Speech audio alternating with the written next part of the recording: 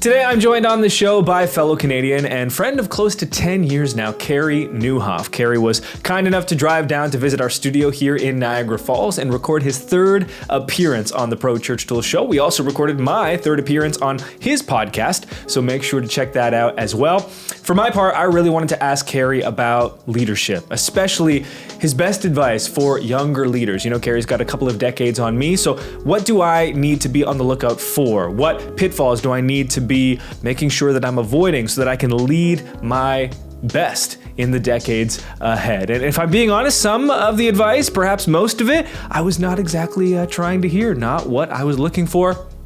Let's dive in.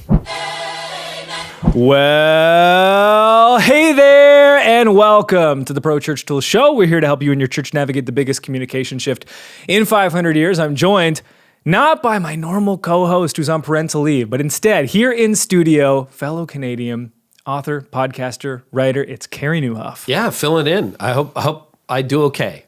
Let me know how this goes. This is our third Brady. Time having you on the show. It is. And we did a mic swap today because you're going to be on my show in January. You did us the honor of coming down to our studio. Yeah. And so it's a great honor to host you. Have a good lunch.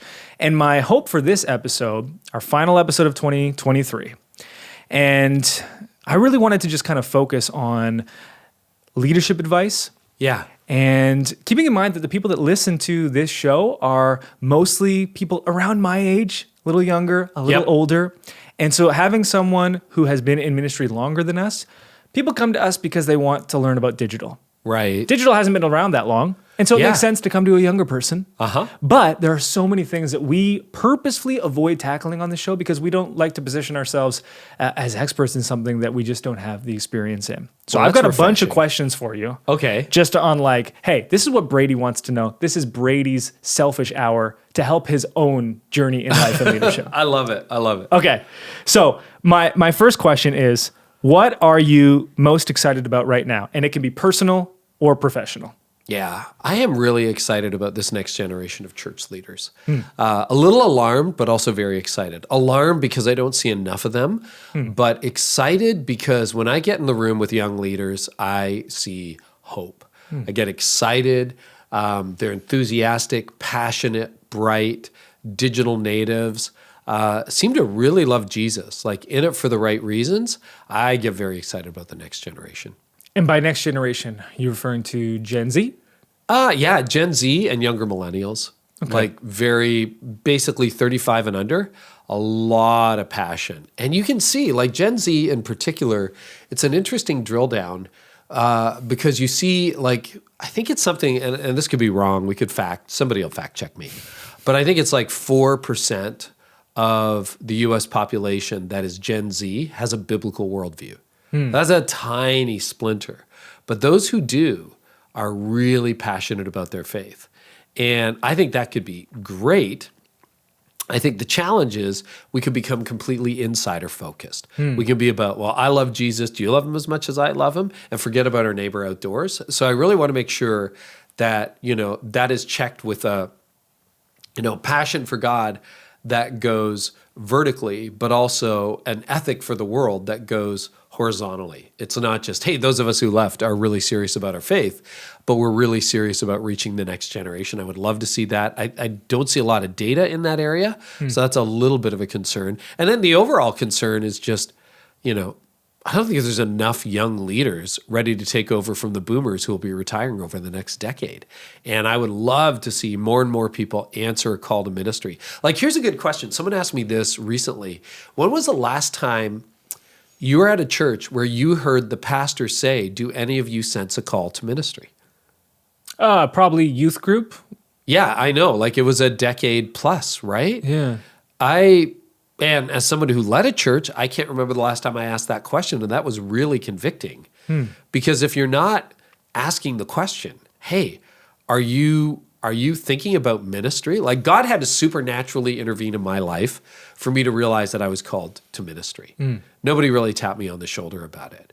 And I think you should have a call experience. It should be the whole deal. But to ask that question from time to time would be a really good idea. And then I think we need to set up the conditions where the next generation is like, oh yeah, working at a church could be a great thing. I'll have enough money to feed my family and maybe live indoors. And, because I think pay is a big issue in the church. And we need to get our culture healthy, not toxic, so that the next generation, it's something like 44% of Gen Z, if faced with a toxic situation, will quit, whereas like 10% of boomers will. So boomers are in a toxic situation. They're like, tough it out. This is just the way it is. You got to pay your dues. Every company's like this. Gen Z is like, they just walk away. So I think that's incumbent on us who are leading right now, Gen X and boomers. We have to make sure that we clean up our culture, that we have a really healthy culture, that we adjust pay and equity in the church, and that we pave the way for the next generation. And then I hope a lot of them sense, yeah, we're called. I feel like for 10 years, I have been hearing this data point that, hey, the average Protestant senior leader in a church in America is, 60 years old. Uh-huh. And you said you were with David Kinnaman of Barna recently. Yeah. And he's like, yep, it's 60 years old. Yes, it just creeps up by 1 year every year. And you would think at some point it would drop, right? Well, at some that's point, what I'm getting at. It would be like, okay, now it's 49. It's like, yay. So I tapped out 8 years ago as lead pastor of a church. And I'm still younger than the average pastor of a church in America. You were trying to do your part. I was trying to do my part. Down. Bring that number down a little bit, guys. Like go before it's obvious that you should go. Mm-hmm. Right? Because what happens is if you hang on too long, and there's multiple reasons why senior pastors hang on too long, but if you hang on too long, you're no longer probably handing off a thriving, growing church to the next generation. You're handing off something that is plateaued or declining, something that's limping. And, by the grace of God, we had double-digit growth my last year as lead pastor. We had very manageable debt, money in the bank, and I got to hand off something with a very athletic heartbeat to my successor, Jeff Brady, who was a decade younger than me. He had just turned 40. I had just turned 50. And I mean, he didn't need it. He could have done anything he wanted to. He did an incredible job, is doing an incredible job. But it really helps because I thought, okay, the church the state that it was in when I handed it over, if Jeff had a couple of really tough first years, we would have made it through. Now, he didn't need that because he did great right out of the gate. But it's really good to hand over something, to go before you have to go, before everybody else realizes he should have gone 5 years ago. That's when you should go. Yeah. Yeah, it's so challenging because when I, as a younger person, have brought up things like this, hey, it seems troubling that the average senior leader is this age. The pushback is like, well, we're not able to retire right now at this age. Well, those are the factors. Yeah, our generation is working this much longer than the previous generation because people are living this much longer. And also, where are the young people to step up? And this is why these are the things that I tend not to tackle on this show because I'm like, guys, let's talk about the discovery algorithms of social. Exactly. Because these things, you're right, I do not see a simple answer. Well, I'm happy to go there and cash in some chips. So you're right. There's two things that I think psychologically and practically hold leaders back from stepping back when perhaps even deep down in their heart they want to step back. They're kind of like, this was fun for 20 years. It's hard now. And I know I probably should go. This is the interior dialogue, right? That I think a lot of older leaders are having. However, there are two things. Number one, what am I going to do with my life? I got nothing exciting to step into. I'm going to sit in my living room, waste away.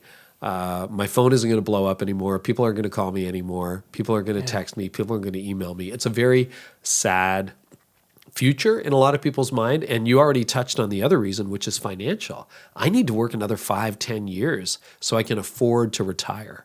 So two thoughts on that. Three, really. One, what should be like, when did leading an organization become your personal right? It's a responsibility that you have, and the needs of the organization should be bigger than your personal needs, particularly when it comes to a church.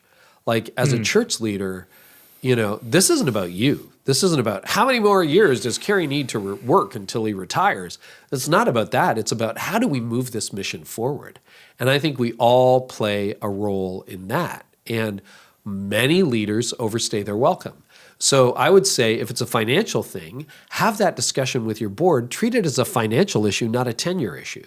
Because if it's a 10-year issue, it's like, well, I got 10 more years. Well, you could be punching the clock, phoning it in, not like just you've lost the desire to leave, you've lost the heart to lead, the energy to lead, but you're still leading. Well, nobody's going to win under that scenario, including you. So treat it as a financial thing. Maybe you set up a thing where, okay, we'll pay you a stipend for the next 5 years, diminishing every year. Or we'll move you into a teaching role, or we'll move you into an emeritus role. Now, that comes with its own problems you have to deal with. And then the second thing is, well, figure about something you can do next. Like, the podcast was not even a year old when just a year old when I stepped out of the lead pastor role. It certainly wasn't what it is now.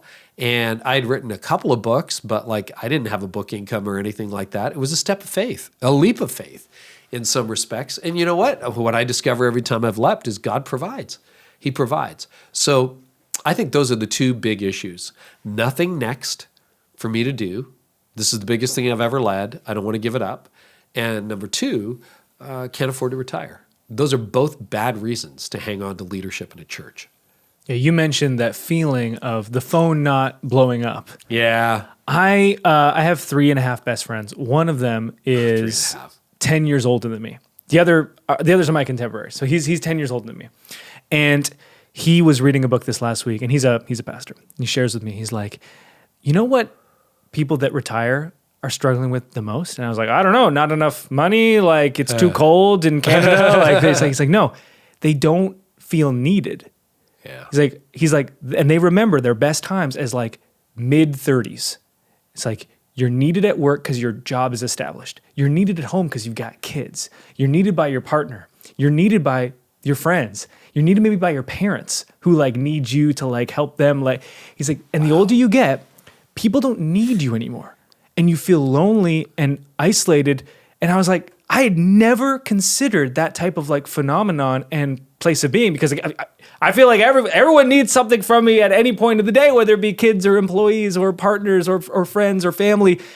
Thoughts on that? Yeah, your friend's really wise. He's right. He's absolutely right.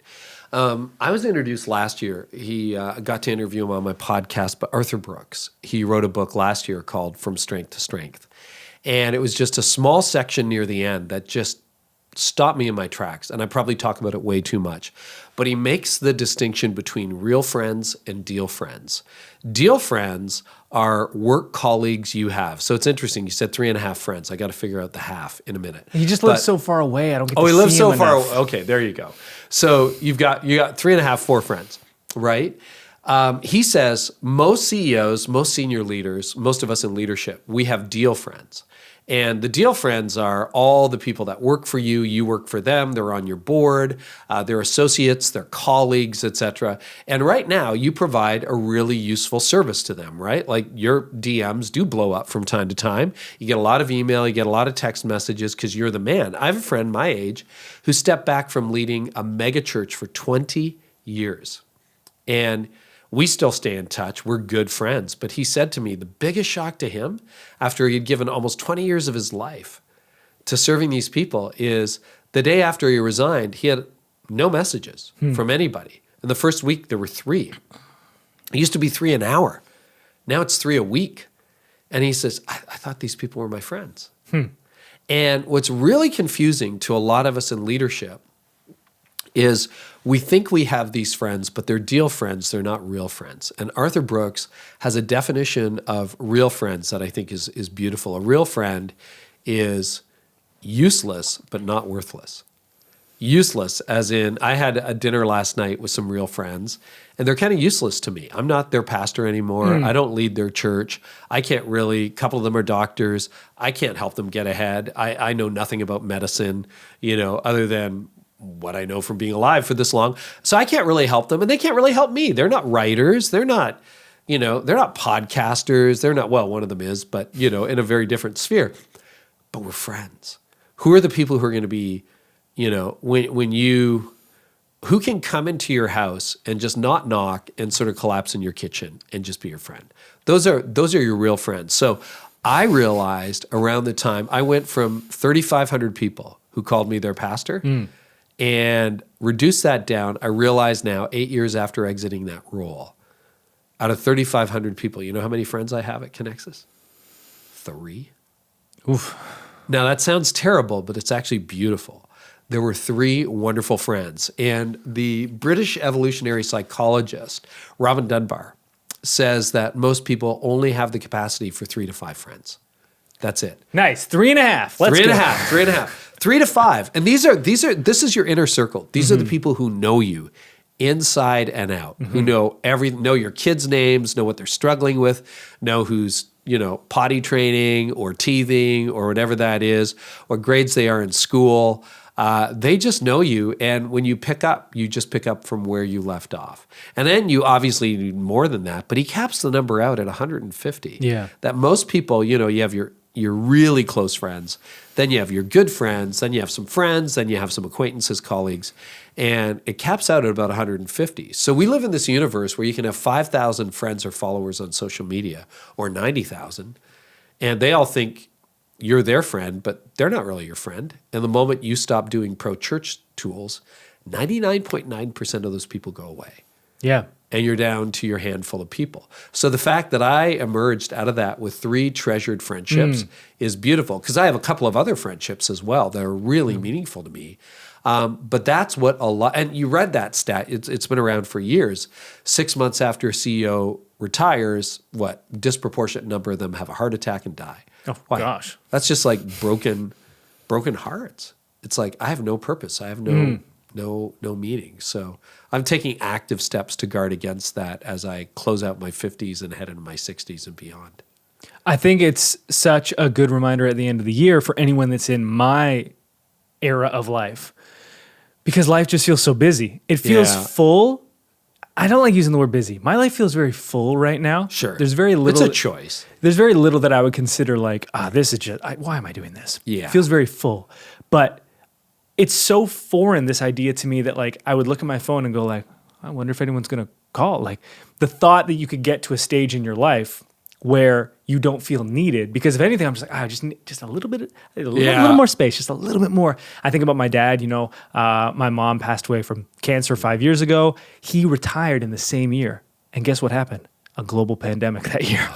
And I've talked to him about this so many times. How could you go through like a life that was just that upended all at once?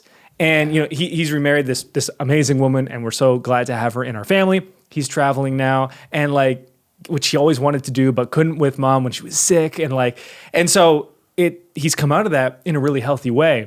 But when I first heard that from my friend, I was like, I couldn't even imagine that type of feeling, and it was a good reminder of like, always be grateful of the season that you are in, because the things now that you consider like, this is challenging, we take for granted. Then one day we're like, I missed it. Yeah, and if you think about your current, like if you look at your phone right now and you just look at your messages, right? You look at your messages and you start scrolling down, probably 1 or 2 of those will be your friends long term. So that's what you have to remember. And a lot of them, it's not that deal friends are bad. Deal friends are wonderful. But, I have some amazing friends. Look at the guest list on my podcast. But if I stop doing the podcast, I delude myself if I think every single one of them is like, Carey's the best. We're just going to hang out. I'll hang on to some of those relationships, but most of them, they were looking for an outlet to get their message across. I had a great conversation with them. It was great, but they were deal friends, not real friends. And, if you look at Scott Galloway's stuff, et cetera, the number of true friends that people has been plummeting for the last 30 years. Yeah, I've seen some of those graphs there. It's not good. They're disappointing. You mentioned, those friends that come and just like plop themselves in your kitchen. Yeah. The friend that I mentioned that shared this that data point with me, my pastor friend, he came home from Bali like 2 weeks ago with his wife. He was also a dear friend of ours. And, it's 12 hours to Bali. So it's the upside down time. It's a big deal. Yeah. So he comes home on Saturday. He's at church on Sunday, and then he's like, dude, are we hanging out today? I'm like, all right. He's like, no, we're hanging out, because they always come over after church on Sunday. So he comes over. Within minutes, he's passed out on the couch. And he woke up, and I saw him later that week, and he's like, dude, I don't remember. It was as if, like, I've never been hungover, but that must be what it's like. Like, I don't remember that day. He's like, My wife says we went to your house. I was like, yeah, you made that choice. She's like, I have no memory of that. So wow. So there you That's go. a real friend. That's a real friend. That's a real friend. Okay, let's shift gears a bit. One of my favorite practices at the end of the year that I have started in just the last couple of years is journaling. What did I change my mind on this year? Yeah. And I revisit it, and it's so funny. After I had the first year I did it. I was like, didn't change my mind on anything. As of always, I'm right. And I really like pressed myself, and I was like, okay, you know what? There are some things that I'm at least shifting my trajectory on. I don't know if I'm going to go as far as say I changed my mind. Because changing your mind and writing it down, something about writing it down feels like you're admitting, like, I was wrong about this, which is a little humbling. After I reviewed it from the previous year, it's so funny in the retrospect, the hindsight, it's like, I was kidding myself. Of course I changed my mind on that. Why did I think that I didn't change my mind? So then when I did it the year after, I had to approach it in a much more humble mindset. And now I see it as this great gift to show, I like to call it like a software update. What software updates did I make this year? So I'm curious, as we approach the end of the year, anything that you changed your mind on this year? That was a hard question to answer. I'll be honest with you, because I'm like, yeah, I do change my mind on things from time to time. I'll give you one that's current, and then we can dig deeper if you want. But I've heard you say it online, and then when we interviewed you for my podcast, you said it again. I think I'm changing my mind about whether smaller churches should have an online stream. And I think you're right. I think, I did write about this a few years ago, but I talked about you got to be good enough that it doesn't look like school play, like, that video of the school play where you're trying to get your third grader in there. And I was at my daughter's Christmas one last night at church. Exactly. Absolutely. And there's a level of production that churches have where it's just going to look like a bad school play. And if you're at that level of production, that's no judgment, no shame. I get it. I led very small churches. We would have been terrible with a church online when we were 50 people, 75 people, growing, but still not there all the way. You're probably better off doing native social media or something else, or just capturing the message, not worrying about the music, because the music has to be like, you have to be at a level, like even us, we're a big church at Connexus, but like, there's Sundays where that vocalist didn't quite hit it. I was at the Bare Naked Ladies on Saturday night with friends. Oh, now we got 3 Canadian legends. Oh, yeah, there we go. Ed Robertson, he didn't hit all the notes. And a couple of my friends, one of my real friends, not deal friends, that I went with that night, he's like, he missed a few notes. Now, I don't hear that stuff, but the people who are trained in music really, really hear that stuff. And I mean, if it's a Bare Naked Ladies not hitting all the notes live, like what chance does the average church have, right? So I would make sure that it is the kind of a product that's accurate, but that you want to put out there. And if not, say, okay, what does this make possible? So that's one thing I've changed my mind on over the last year. What is BNL hitting on the encore?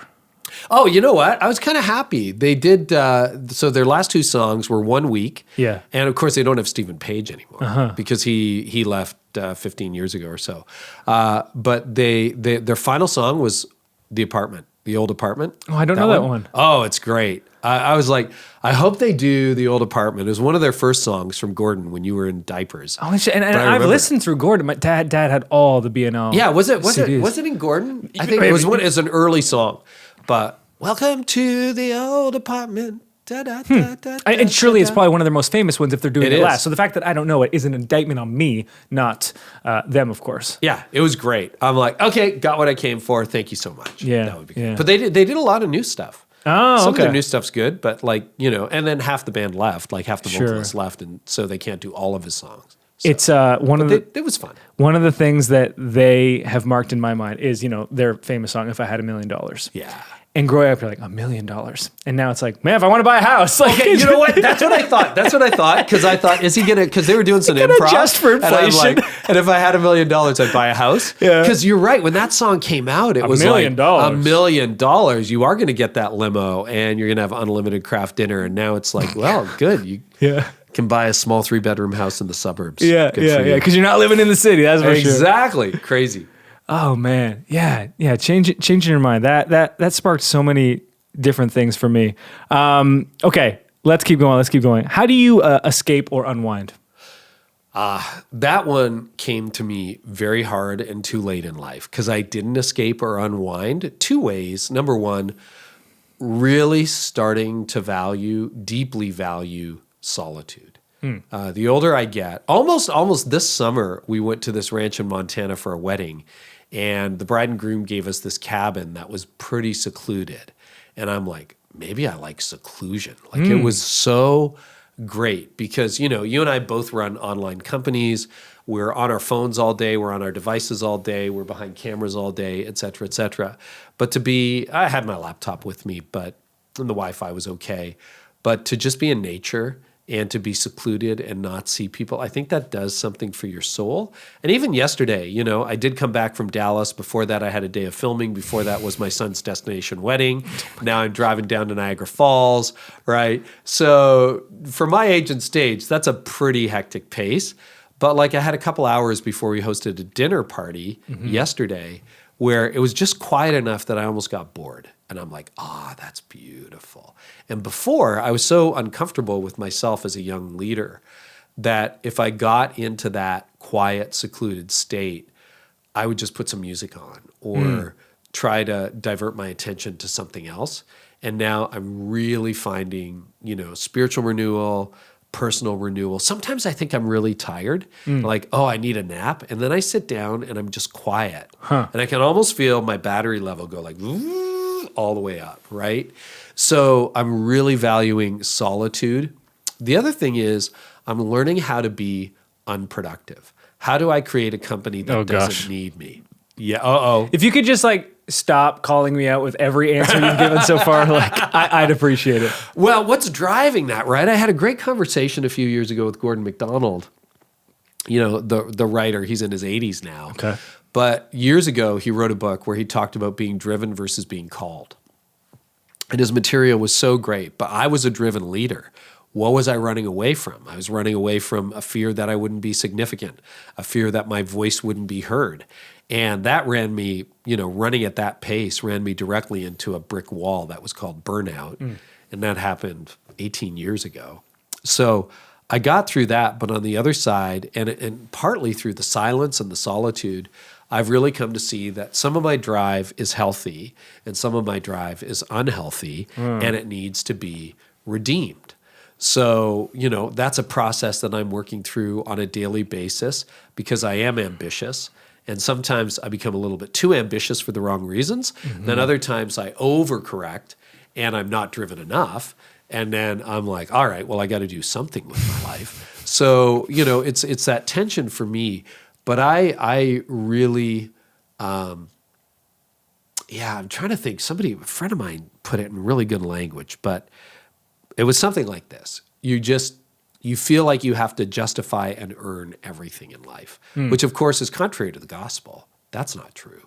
There's nothing I can do to earn my salvation, nothing I can do to earn God's love, nothing I would do that would make him love me less. I can live an obedient life.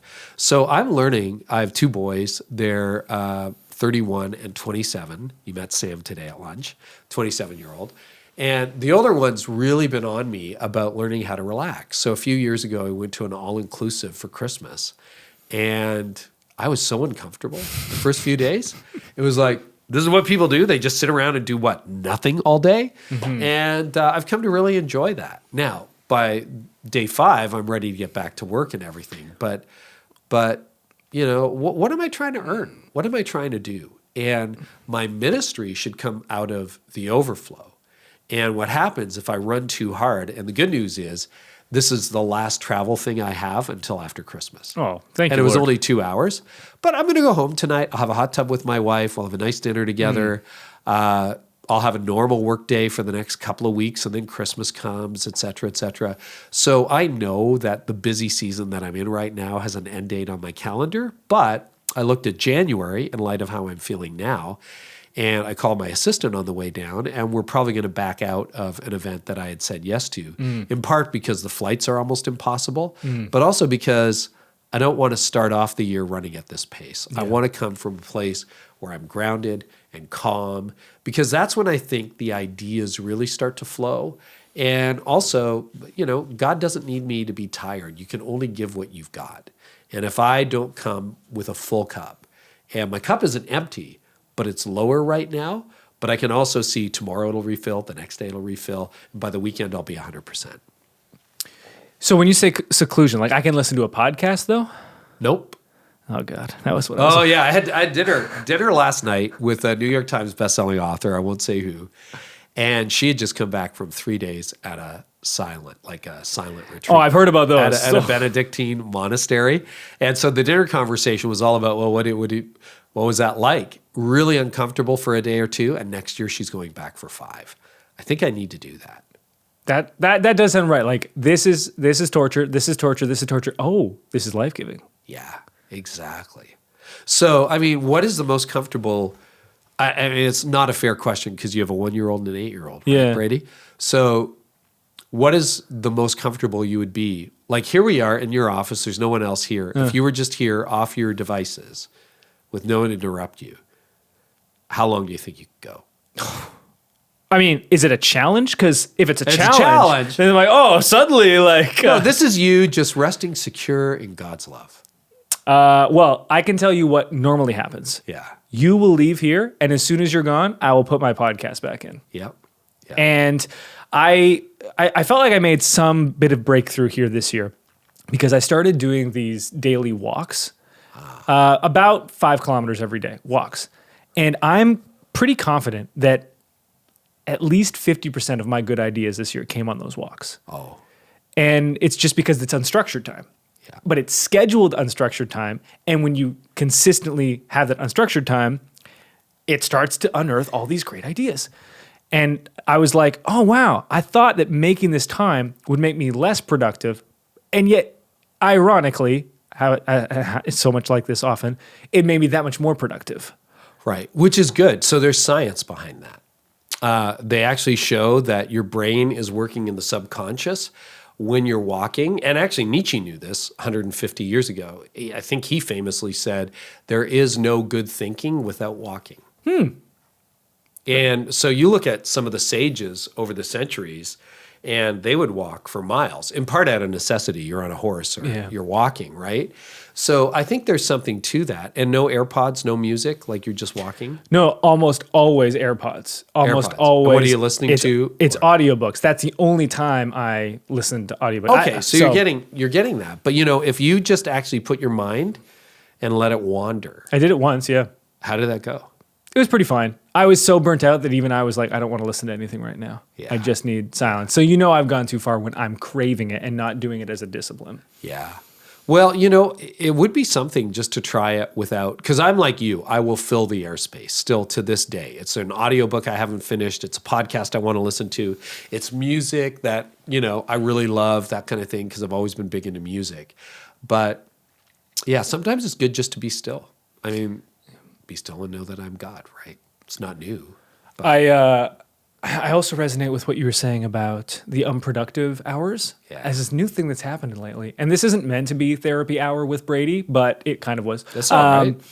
I've noticed that I have been taking time off on Sundays because my team started this fantasy football league for the first time. Oh, yeah. And because I can only do things usually at one level, which is go.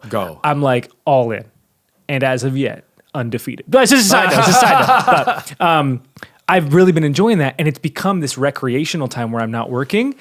And at the end of every Sunday, I feel this anxiety, which is brand new, of like, I should have been working. Or I should have been like doing something else. Like that wasn't time that counted for anything. So productivity shame. Yeah, and I've never had that before. And I think it's just as the company grows, and there's always something to do, and I feel like the weight of like, everyone is counting on me. There are days where like I could have taken steps forward today and I didn't. And my wife, the voice of reason, is like, yeah, but you have to sometimes take a pause so that you can keep taking a step forward or else you just collapse. I was like, no, I understand intellectually what you're saying and I don't disagree with it. And yet there's this feeling of like guilt. It's brand new. Don't like it. Not a fan.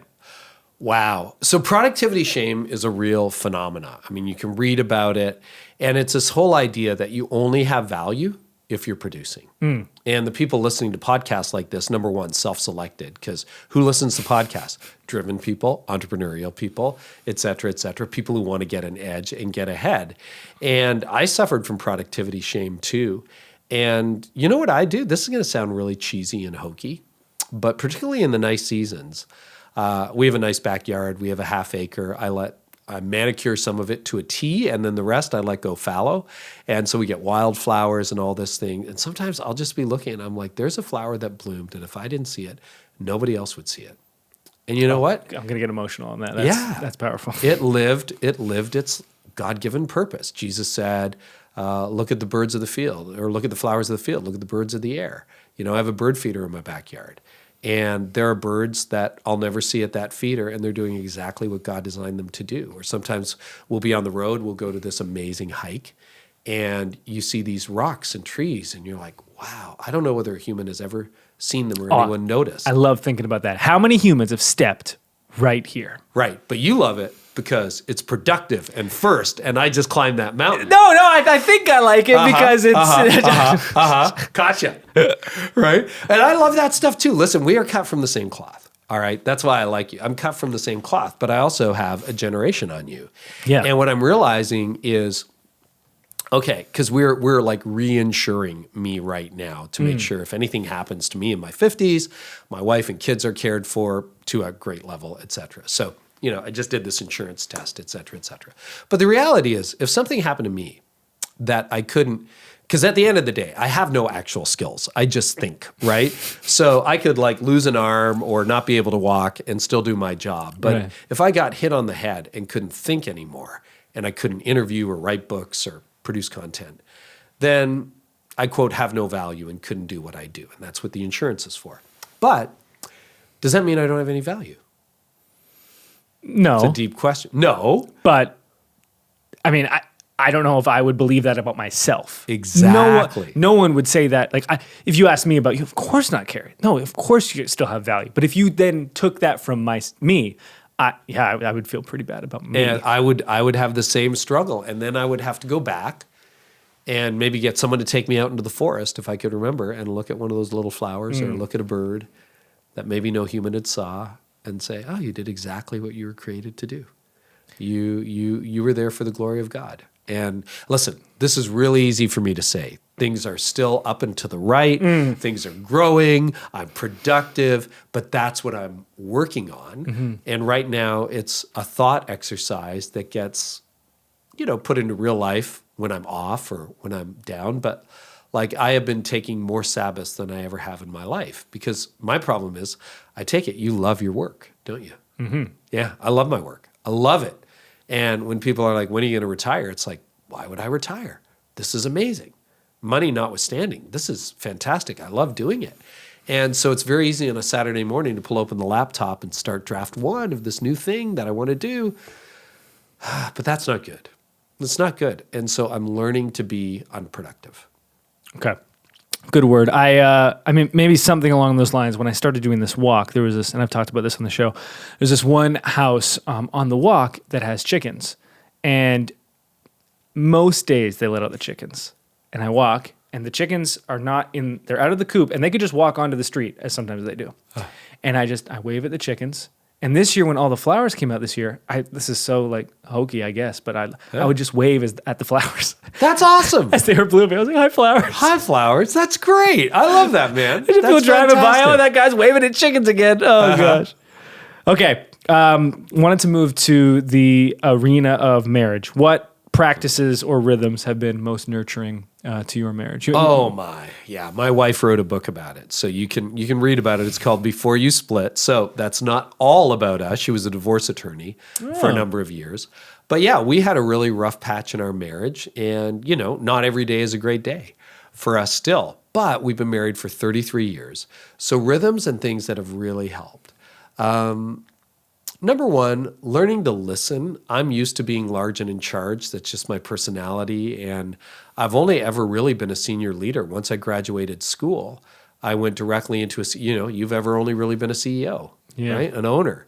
And so it's very easy to go home and expect the same level of respect and ordering people around. First of all, it's not a very good work strategy, but sometimes we do it. But to expect that. And she's not impressed by my number of downloads or the size of our bank account or any of that stuff. That doesn't really impress her. What she wants is a kind, loving, listening, thoughtful husband. And it's taken me 33 years to remind myself every day that is how I serve and love my wife.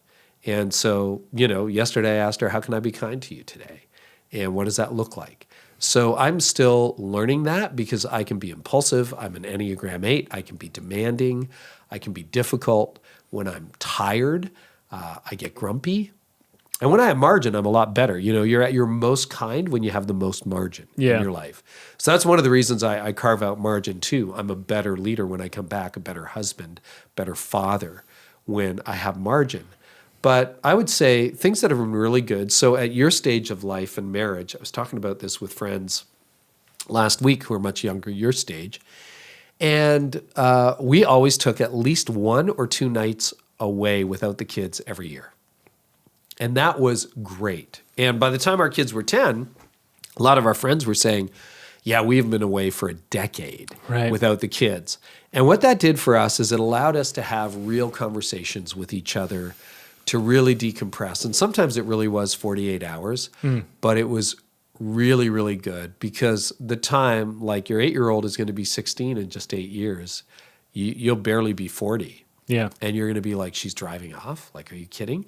And I remember when Jordan, this will date it a little bit, but Blockbuster Video was still around. Oh, yeah. Yeah. Blockbuster. So he had his G2 or whatever it is, and he and his brother took the family car, backed out of the driveway, and drove off into town to get a DVD. And I'm standing in the front window looking at Tony. I'm in my early 40s at that point going, holy cow. Like, this happened way too fast. Right. And this means that you and I have like a lifetime together.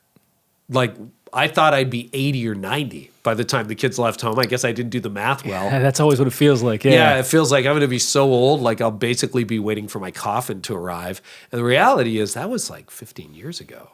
And I feel on a normal day, when I haven't been running as hard, better than I did, better at 58 than 38. So part of that is how I'm taking care of myself. Part of that is how I'm stewarding my energy. Part of that is I love what I do, et cetera. But I feel great. So, you know, we have to have a relationship because once your kids get older, there's really a couple of paths. You get a divorce, which the divorce rate actually spikes when the youngest goes to college. Second is you become roommates or business partners, where the intimacy and the spark is gone, but you're just doing business. And the third is you become friends and lovers again. And so we're pursuing the third option. And it's a much better option. And it's great. So we do a lot of travel together. So I'm on the road a lot. But Tony gets to pick what trips she comes on with me. And I give her total say over that. So she just picks trips. And then sometimes she has her own trips because she does speaking and writing these days. So those are just some marriage things that really, really help. Yeah. I said I had 3.5 friends. And Brittany, my wife, is my actual best friend.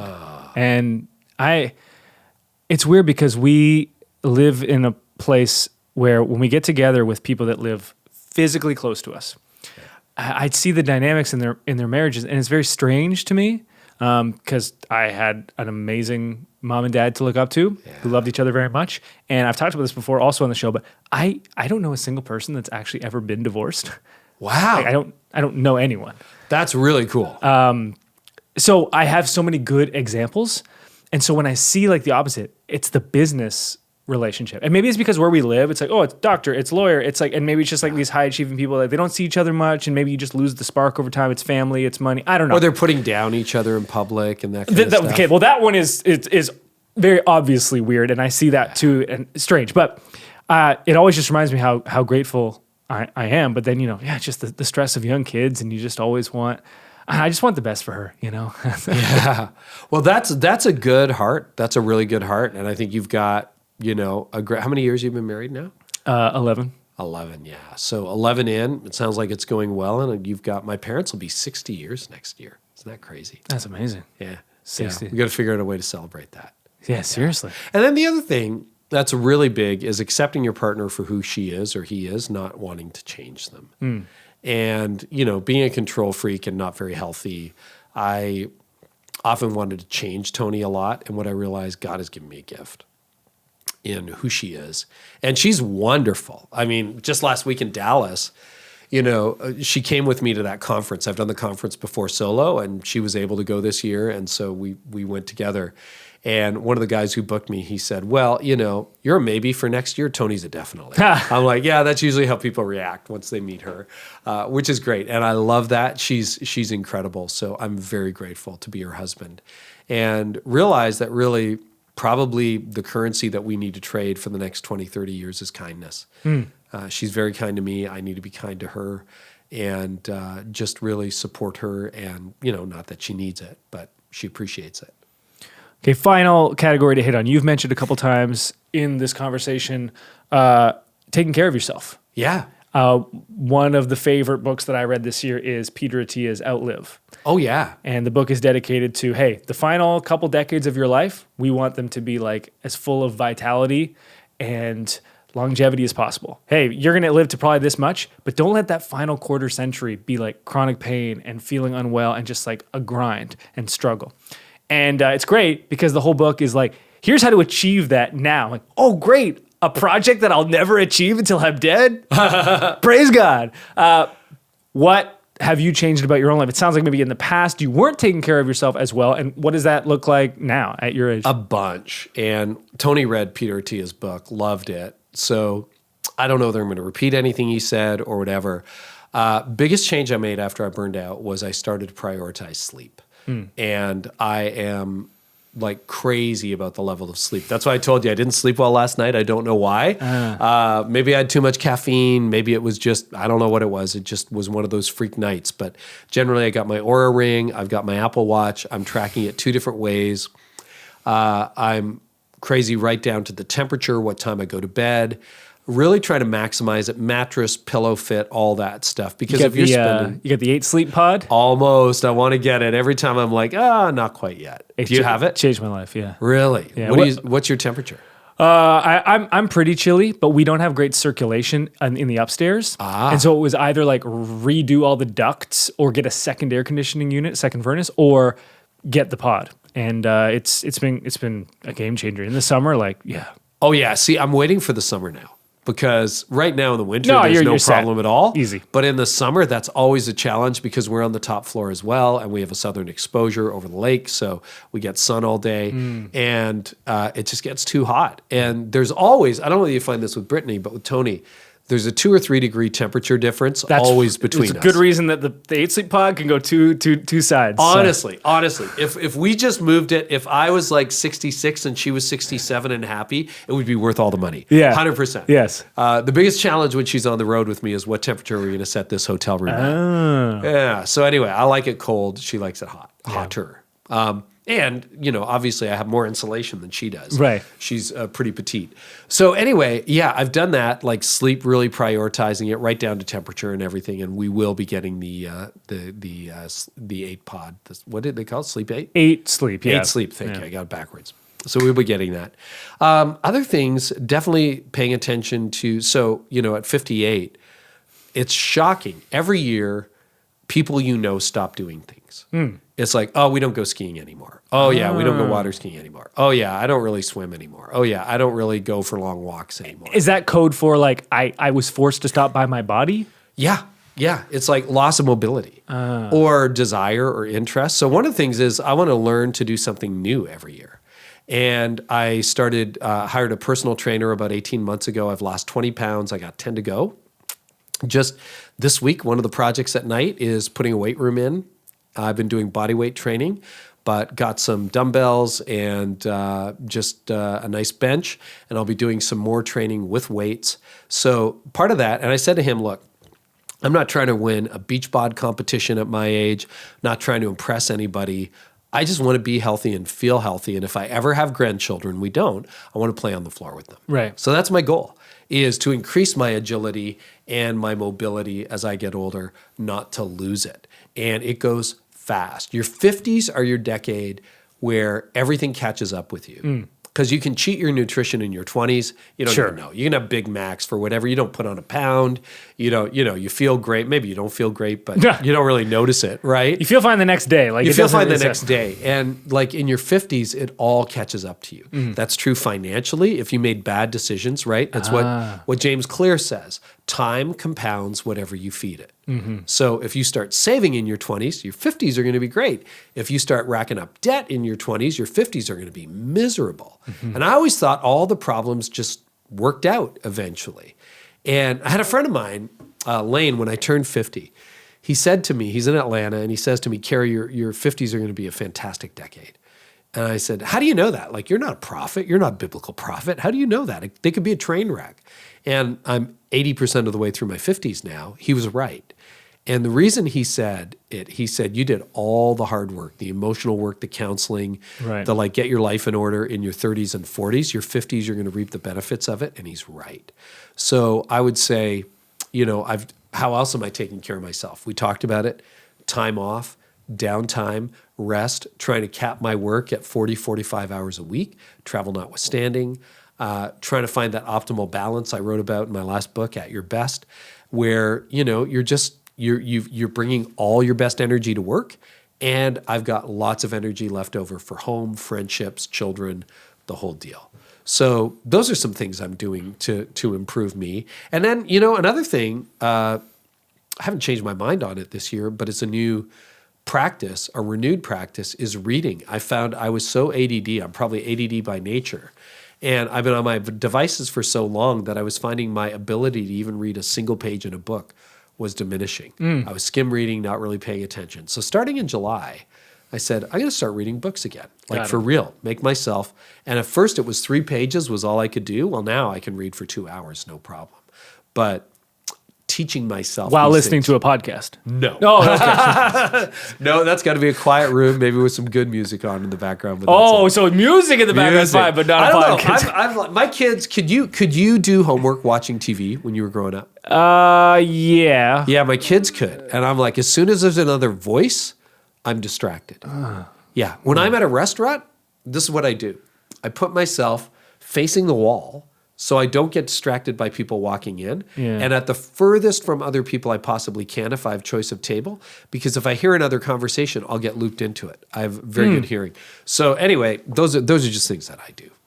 To be clear, all my creative work is done in the morning, from 5 to 8 a.m. when no one can bother me. So, it's not like... Bingo. One of the goals I have for next year is I want to add 5 pounds of muscle. And the reason is, based on Atiya's work, is because you talked about, like, in your 50s, like, the degradation of the muscle fibers that you have as you get older is, like, pretty steep. Oh, yeah. And so if you want to, like... One of the exact things he mentions in the book is like, if you want to lift your grandkids at this age, or if you want to put a carry-on above you in the overhead compartment at this age, you'll need to have this much muscle at this age.